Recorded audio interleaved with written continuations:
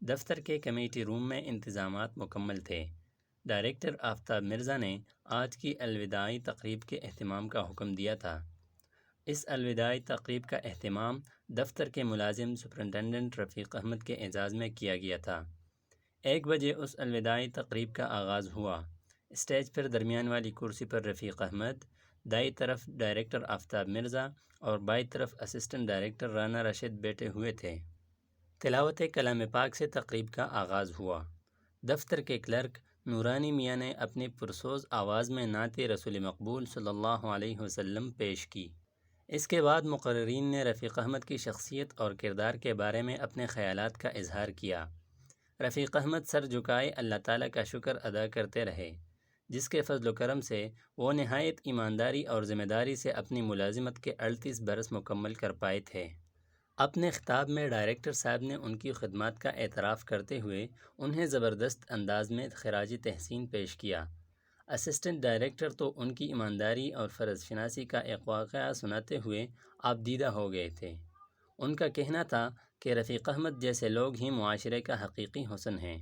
معاشرے میں ساری خوبصورتی ایسے ہی لوگوں کے دم سے ہے۔ اپنی تعریفیں سن کر آپ دیدہ تو رفیق احمد بھی تھے۔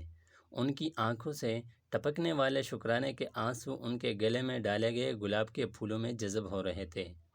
وہ سارا وقت اللہ تعالیٰ کو شکریہ ادا کرتے رہے۔ رفیق احمد نے اپنی ملازمت کی یادوں کو بیان کرتے ہوئے اپنے دوستوں کا شکریہ ادا کیا اور اپنی غلطیوں کی معافی کی درخواست کی۔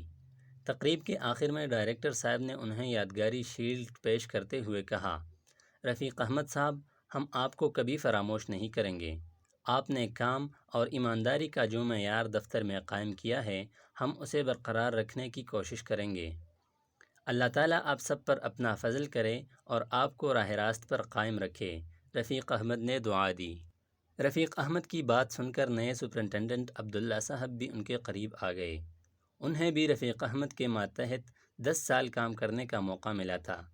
انہوں نے رفیق احمد کا ہاتھ پکڑ کر کہا، آپ کے اچھے کاموں کی خوشبو ہمیشہ اس دفتر کو مہکائے رکھے گی۔ آپ کے لیے بہت سی دعائیں ہیں۔ اللہ تعالیٰ آپ کو سلامت رکھے۔ بہت شکریہ۔ آپ سب کا خلوص و محبت ہمیشہ مجھے یاد رہے گی۔ اب میں رخصت چاہوں گا۔ مجھے آج ہی اپنے گاؤں واپس جانا ہے۔ دیر ہو گئی تو کوئی گاڑی نہیں ملے گی۔ رفیق احمد نے سب سے ہاتھ ملاتے ہوئے کہا۔ شوکت رضا انہیں بس اڈے تک چھوڑنے آئے۔ وہ کافی دیر تک ہاتھ ہلا کر رفیق احمد کو الوداع کہتے رہے۔ بس اب موٹر وے کی طرف بڑھ رہی تھی۔ رفیق احمد کے ارد گرد یادیں ہی یادیں تھیں۔ ماں کی دعاؤں کا اثر تھا کہ رفیق احمد کو آسانی سے کلرک کی نوکری مل گئی تھی۔ شہر میں قیام کا مسئلہ پیش آیا تو دفتر کے ایک ساتھی نے انہیں وقتی طور پر اپنے سرکاری کوارٹر میں رہنے کے لیے تھوڑی سی جگہ دے دی۔ بعد میں انہیں اپنا سرکاری کوارٹر مل گیا۔ وہ ہر ہفتے گاؤں جاتے اور 1 دن کے بعد واپس آتے۔ دفتر میں وہ آہستہ آہستہ کام سیکھتے رہے۔ لوگ اپنے کاموں کے سلسلے میں آتے تو دفتر کے ملازمین رشوت لیے بغیر کام نہیں کرتے، طرح طرح سے پریشان کرتے۔ رفیق احمد ایک دیندار آدمی تھے، اس لیے وہ ان برائیوں سے دور تھے۔ دفتر کے ساتھی جانتے تھے کہ وہ رشوت نہیں لیتے۔ رفیق احمد کو کوچ میں بیٹھے بیٹھے وہ واقعہ بھی یاد آ گیا جب ان پر رشوت لینے کا الزام لگا تھا۔ ایک آدمی نے اپنا کام کروانے کے لیے رشوت کی پیشکش کی تو رفیق احمد نے اسے ڈانٹ دیا تھا۔ اگلے دن وہ ڈائریکٹر کے نام درخواست لے کر آیا جس میں رفیق احمد پر رشوت مانگنے کا الزام لگایا گیا تھا۔ رفیق احمد کے لیے یہ لمحہ پریشان کن تھا۔ ڈائریکٹر نے رفیق احمد پر لگائے گئے الزام کی تحقیق کرنے کے لیے انکوائری کمیٹی بنا دی۔ 15 دنوں میں انکوائری کمیٹی نے رپورٹ ڈائریکٹر صاحب کے سپرد کر دی۔ رفیق احمد پر لگایا جانے والا الزام جھوٹا ثابت ہوا۔ اس واقعے نے دفتر میں رفیق احمد کی عزت میں مزید اضافہ کیا تھا۔ رفیق احمد نے دفتر میں نہایت ایمانداری اور فرض شناسی سے اپنے فرائض انجام دیے۔ وہ محکمانہ ترقی کرتے کرتے کلرک سے سپرنٹنڈنٹ تک جا پہنچے۔ وہ اولاد جیسی نعمت سے محروم تھے۔ انہوں نے والدین کے انتقال کے بعد آبائی زمین اپنے چھوٹے بھائی کے سپرد کر دی تھی۔ ملازمت سے جو تنخواہ ملتی تھی وہ میاں بیوی کے لیے کافی تھی۔ چند سال پہلے انہوں نے اپنی آبائی حویلی جو باغ کے ساتھ واقع تھی اسے ایک اسکول کی شکل دے دی تھی۔ حویلی میں انہوں نے اپنے والد کے نام پر اسکول قائم کر دیا تھا۔ اسکول میں دینی اور دنیاوی تعلیم کے ساتھ ساتھ تعمیری اخلاق اور کردار سازی کے لیے ہم نصابی سرگرمیوں اور کہانیوں سے مدد لی جاتی تھی۔ اسکول میں طلباء کی تعداد 40 تھی۔ ان کے لیے یونیفارم اور کتب رفیق احمد فراہم کرتے تھے۔